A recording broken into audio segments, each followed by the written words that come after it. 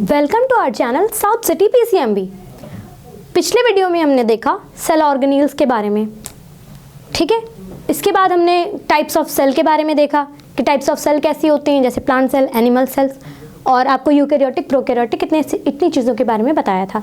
तो ज़्यादा कम समय में मुझे आपको ज़्यादा से ज़्यादा चीज़ें देनी हैं, ठीक है। तो छोटे शॉर्ट टाइम में मैं आपको नेक्स्ट बताने जा रही हूँ functions of the cell organelles. जितने भी सेल ऑर्गेनील्स आप देखते हैं, सेल ऑर्गेनील्स कौन से? Ribosome, lysosomes, endoplasm reticulum, SER, RER, ये जितने भी आप नाम सुन रहे थे ना, ये कौन है? सेल ऑर्गेनील्स हैं। सेल ऑर्गेनील्स क्या होते हैं?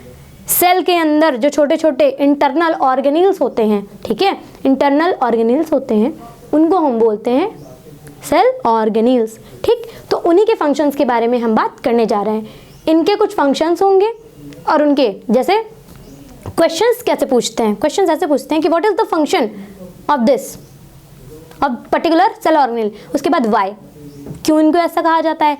कुछ आपको टर्मिनोलॉजीज भी मिलेंगी जिसको हम लोग कहते हैं, टर्म दिया गया है, जैसे माइटोकॉन्ड्रिया को power house of the cell. पर कभी आपने ये सोचा क्यों कहते हैं power house of the cell? Why mitochondria is termed as power house of the cell? Why chloroplast is called as kitchen of the cell? क्यों कहा जाता है? आप जानते तो हैं हम सब कुछ, लेकिन ऐसा क्यों है, ठीक है, क्यों है वो, क्यों आज आपको पता चलेगा। थोड़ा मैं बताऊंगी, थोड़ा आपको ढूंढना पड़ेगा, ठीक। तो चीज़ों को या इन जो सर्च है या रिसर्च है, क्योंकि रिसर्च और सर्च ये दोनों किस में होता है? साइंस में होता है। जब तक ये आप नहीं करेंगे तब तक आपको साइंस इंटरेस्टेड नहीं लगेगी ना, आपका इंटरेस्ट इसमें आएगा। तो थोड़ी मेहनत मैं करूँगी, थोड़ी आप करिएगा, इससे आपकी भी पढ़ाई होती रहेगी और मेरा यहाँ पे पढ़ाना भी होता रहेगा, ठीक है। तो आइए आज हम डिस्कस करने जा रहे हैं सेल ऑर्गेनील्स के फंक्शंस, जिसपे मोस्ट ऑफ द क्वेश्चंस बनते हैं, ठीक। सबसे पहले सेल ऑर्गेनील्स होते कहाँ हैं मैम? सेल के अंदर। सेल के अंदर कहाँ? ठीक है, जैसे कोई इंसान है घर के अंदर, तो घर के अंदर पर्टिकुलर कहाँ, किसी को जल्दी है तो ढूंढता है ना कौन से रूम में है। अब 108 कमरे हैं घर में, तो बताना तो पड़ेगा नीचे वाले फ्लोर पे हैं, सेकंड फ्लोर पे हैं, थर्ड फ्लोर पे कहाँ पे हैं। तो आज वो पर्टिकुलर साइटोप्लाज्म, उसके अंदर फ्लूइड होता है ना, साइटोप्लाज्म, उसके अंदर पाए जाते हैं हमारे सेल ऑर्गेनील्स। इससे पहला यहाँ पे हम डिस्कस करेंगे साइटोप्लाज्म। जैसे कभी कभी आपका पूछा जाता है कि साइटोप्लाज्म और साइटोसोल, कुछ बच्चे कहते हैं कि ये दोनों चीज़ें एक हैं, लेकिन एक नहीं है, थोड़ा सा इसमें डिफरेंस है। क्या डिफरेंस है? आइए आज मैं आपको बता देती हूँ। पिछले वीडियो में या मैंने अपने पहले वीडियो में जब इंट्रोडक्शन दिया था तभी आपको बताया था कि साइटो जो शब्द है ये लैटिन है। कौन सा शब्द है? लैटिन वर्ड, ठीक। ये जो साइटो बायोलॉजिकल शब्द जो है ये साइटो है, लैटिन वर्ड आपका सेल है, ठीक। लैटिन वर्ड क्या है हमारा? सेल, जो रॉबर्ट हुक ने डिराइव करके हनीकॉम्ब लाइक स्ट्रक्चर सेल बताया था, स्मॉल रूम्स का इसका मतलब होता है, ठीक है। तो साइटो का मतलब होता है स्पेसिफिक सेल, प्लाज्म का मतलब होता है लिक्विड, ठीक है, living fluid of the cell या living liquid of the cell को हम क्या कहते हैं? साइटोप्लाज्म कहते हैं। ये क्या है हमारे? Living fluid of the cell, ठीक। साइटोसोल क्या होता है? क्योंकि शब्द तो दोनों सेम है, तो क्या दोनों चीजें एक है?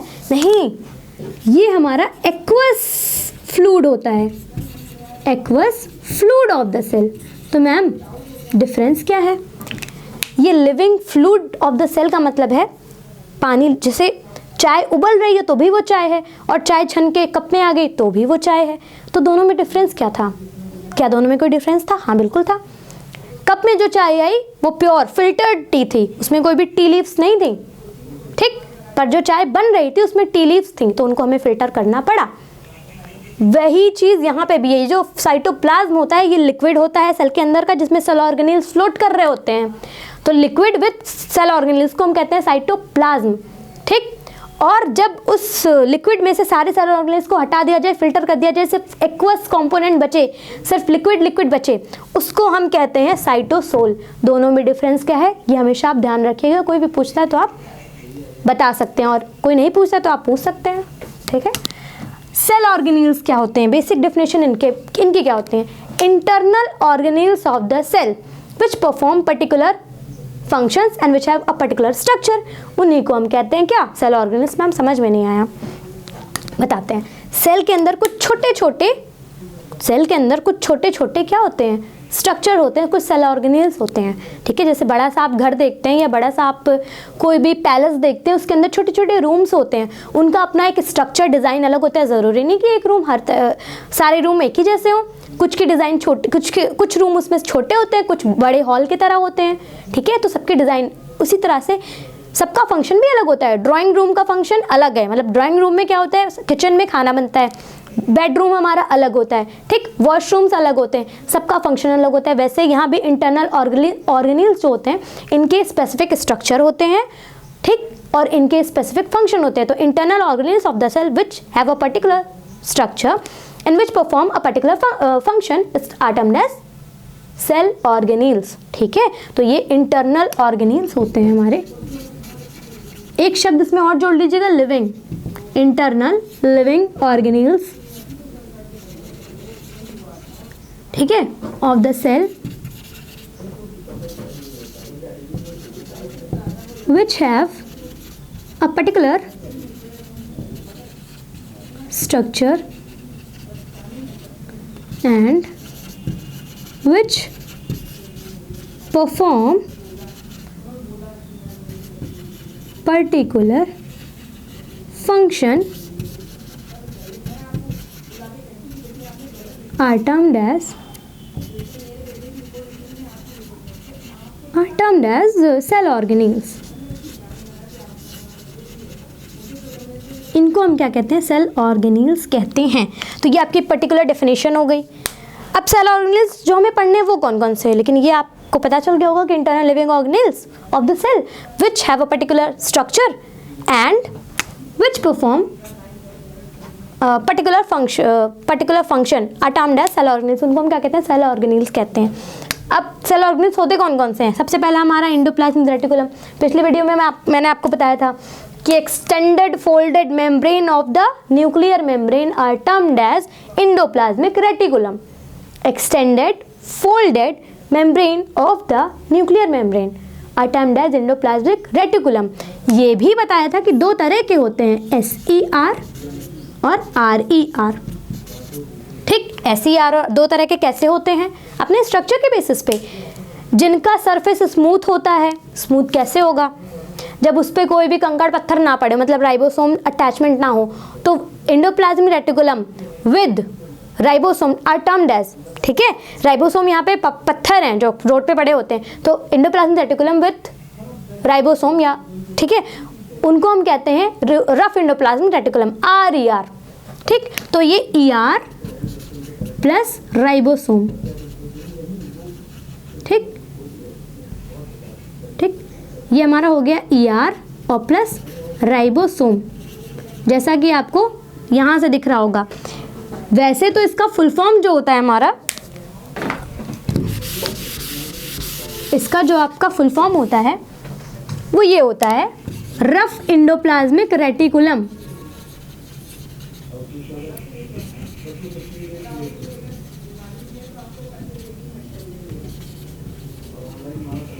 ठीक है, लेकिन अगर आपको याद करें तो आप देख सकते हैं ये R plus ER is equal to R होता है, RER होता है।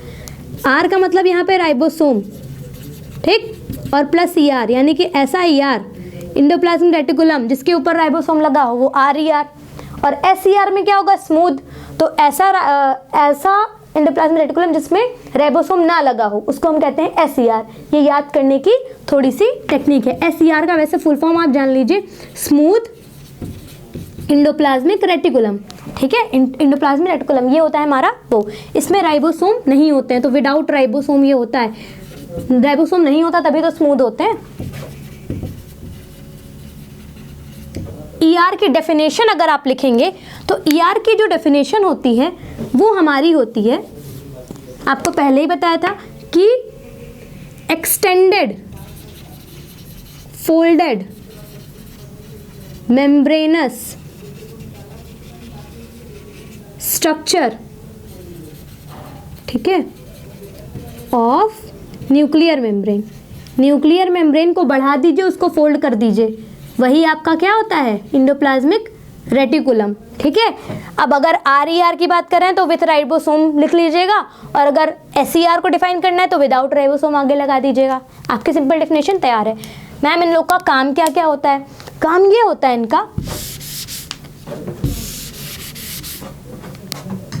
कि RER का जो फंक्शन होता है ये हम देखते हैं। RER का फंक्शन होता है हमारा प्रोटीन सिंथेसिस का। क्या काम होता है? प्रोटीन सिंथेसिस का। क्यों? राइबोसोम अटैच है ना, राइबोसोम का क्या काम होता है? प्रोटीन बनाना। क्योंकि ये CR के पास राइबोसोम है तो ये क्या काम करेगा? आपका प्रोटीन सिंथेसिस का काम करेगा। SER, ठीक, ये करता है लिपिड सिंथेसिस। ठीक, ये क्या करता है? लिपिड का सिंथेसिस करता है, लिपिड, स्टेरॉयड, ठीक है, ये सब कौन बनाता है? ये SER ही बनाता है। ठीक, अब क्वेश्चन क्या पूछा जा सकता है? वो ये पूछ सकते हैं which organelles helps in the lipid synthesis. आपको बताना रहेगा SER। Which cell organelles helps in the protein synthesis, तब आप राइबोसोम लिखेंगे। ठीक है, तब आप क्या लिखेंगे? राइबोसोम लिखेंगे। और अगर पूछता है कि विच सेल ऑर्गेनेल्स या विच ER helps in the protein formation या प्रोटीन सिंथेसिस, तो आप लिखेंगे RER। क्या लिखेंगे? RER। ठीक, ये हो गया हमारा इंडोप्लाज्मिक रेटिकुलम के बारे में, उसके फंक्शंस हमारे तैयार हैं। दूसरा यहाँ पर लिखा हुआ है गोल्गी बॉडी। दूसरा क्या है आपका? Golgi body. चाहे तो आप ये नोट कर सकते हैं, वीडियो पॉज करिए, इसको नोट करिए, फिर आगे बढ़िए। ठीक, नेक्स्ट है हमारा गोल्गी बॉडी। आपने कुछ ऐसा स्ट्रक्चर देखा होगा, ये है हमारा Golgi body, sorry endoplasmic reticulum भी चल रहा है।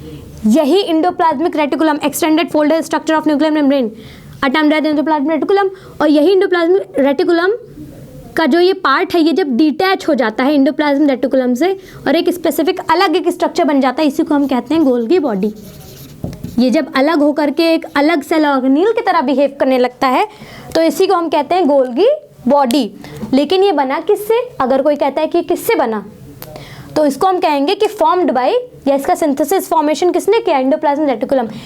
तो अगर कहते हैं कि फॉर्मेशन कौन करता है, पूछेगा आपसे कि which cell organelles helps in the formation of Golgi body, तो आएगा एंडोप्लाज्मिक रेटिकुलम। कौन आएगा? Endoplasmic reticulum.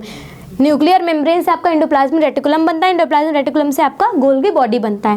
तो फॉर्म्ड बाय इंडोप्लाज्मिक रेटिकुलम, पहला पॉइंट। ये हो गया हमारा स्ट्रक्चर का पॉइंट। इनको डिफाइन करने के लिए हम कहते हैं कि cisternae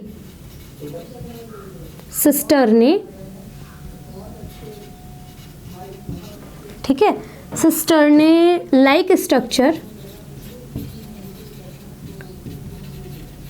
arranged parallelly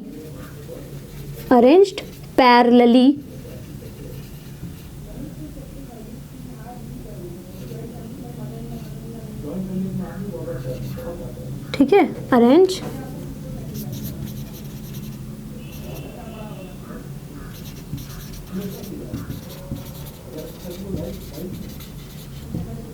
parallelly with each other are termed as Golgi body. ठीक, ऐसा क्यों कहा गया? ये कुछ आप देखेंगे पैरेलली, ये इसके पैरेलल, ये इसके पैरेलल, ऐसी लाइंस को हम पैरेलल कहते हैं जो एक दूसरे को कट नहीं करती हैं। ठीक है, और एकदम स्ट्रेट लाइन पे रहती हैं। ठीक, तो ये एक दूसरे के पैरेलली अरेंज होते हैं, मतलब एक के बाद एक ये लाइन से अरेंज होते हैं। सिस्टर्ने लाइक इसके मतलब ट्यूबुलर फॉर्म में होता है ना, उसको हम लोग सिस्टर्ने कहते हैं। अब जब आगे की क्लासेस में जाएंगे तो आपको ट्रांस और सिस फेज मिलेगा। ट्रांस सिस नाम क्या? कुछ ऐसे गोल्गी बॉडी होते हैं तो उनका नाम रखा जाता है, ये फेज का नाम अलग, एक का नाम ट्रांस, एक का नाम सिस। तो सिस सिस्टर्ने और ट्रांस सिस्टर्ने है, तब आपको यहाँ पे और ज़्यादा, तो अभी आपके कोर्स में नहीं है, अभी आप सिर्फ इतना जानिए कि सिस्टर्ने लाइक स्ट्रक्चर होता है जो एक दूसरे के पैरेलल अरेंज होते हैं। ये हो गई आपकी डेफिनेशन। किससे बनता है? ER से बनता है। अब इसके बाद में फंक्शंस पे आ जाते हैं कि इनके फंक्शंस क्या क्या होते हैं। किसी भी फैक्ट्री में कोई चीज़ बनती है, उनके पैकेट्स बनाने पड़ते हैं, पैकेजिंग करनी पड़ती है। मटेरियल बनाना अलग बात है, यानी कि फॉर्मेशन कोई कर रहा है तो क्या फॉर्मेशन करने से सब कुछ होता चला जाएगा? नहीं, ठीक है, उसको आपको पार्सल करना पड़ेगा, वरना बनाया आपने बहुत, कुछ दिन के बाद वो चीज़ें डैमेज या फिर ख़राब हो जाएंगी, स्पॉइल हो जाएंगी, उसका कोई मतलब नहीं है। तो उनकी पैकेजिंग, पहला होता है आपका फॉर्मेशन। सबसे पहला जो काम होता है किसी भी चीज़ के लिए वो आपका होता है सिंथेसिस, ठीक है। पहला जो आपका काम होता है वो होता है सिंथेसिस, दूसरा काम होता है पैकेजिंग, और तीसरा काम होता है ट्रांसपोर्टेशन, ठीक। पैकेजिंग ऑफ द मटेरियल, तो मटेरियल का सिंथेसिस, जैसे कि आपने कुछ मटेरियल देख लिए, प्रोटीन सिंथेसिस देख लिया आपने, क्या कहते हैं राइबोसोम का सिंथेसिस देख लिया, उनको कोई पैकेट्स बनाने वाला भी तो होना चाहिए। इसका बेसिक काम होता है पैकेजिंग ऑफ द मटेरियल का, इसका बेसिक काम होता है पैकेजिंग ऑफ मटेरियल, ठीक। कौन से पैकेट्स, प्रोटीन बनाया है उसके पैकेट्स बनाएगा कौन, गोल्गी बॉडी। ट्रांसपोर्टेशन भी यही करता है, एक जगह से दूसरे कौन भेजेगा, गोल्गी बॉडी, इंटरनल आउटसाइड दोनों कौन भेजता है, ये, ठीक। तो ट्रांसपोर्ट्स मटेरियल, ठीक, ये हमारे गोल्गी बॉडी के फंक्शंस हैं, ठीक है। अब नेक्स्ट हमारा है लाइजोसोम, पराक्सीसोम। ये जो आप गोल्गी बॉडी देख रहे हैं ये और स्प्लिट होता है दो मेम्ब्रेन लाइक दो टाइनी ग्रेन्यूल लाइक स्ट्रक्चर बनाते हैं। ग्रेन्यूल लाइक स्ट्रक्चर का मतलब होता है कि दो बॉल लाइक स्ट्रक्चर या टाइनी ग्रेन्यूल, जैसे छोटे छोटे बॉल्स देखते हैं, कुछ उसी तरह के स्ट्रक्चर जब टूटते हैं तो बनाते हैं। एक में रहता है आपका एक में आपका रहता है ऑक्सीडेटिव एंजाइम, क्योंकि इसके अंदर ऑक्सीडेटिव एंजाइम है तो ये काम करता है ऑक्सीडेशन का, ठीक है। एक के अंदर रहता है डाइजेस्टिव एंजाइम, तो इसलिए ये काम करता है डाइजेशन का। जिसके अंदर ऑक्सीडेटिव एंजाइम होते हैं उसको हम बोलते हैं परऑक्सीसोम, जैसा काम वैसा नाम। और जिसके अंदर डाइजेस्टिव एंजाइम्स होते हैं उनको हम कहते हैं लाइजोसोम्स, ठीक। लाइजोसोम्स को हम लोग digestive bag of the cell कहते हैं, just because it consist of digestive enzyme. और सेल का जो डाइजेशन होता है किसी भी मटेरियल का वो कौन करता है, लाइजोसोम करता है। इसमें से आप मुझे एक चीज़ कमेंट करके बताएंगे कि why the name peroxisome is given to this particular structure. This is the target question for you all guys. So comment in the inbox message and the correct answer will be given to you in the next lecture. So आज के लिए इतना ही, इतना आप तैयार करिए, next video में हम देखते हैं। Thank you so much.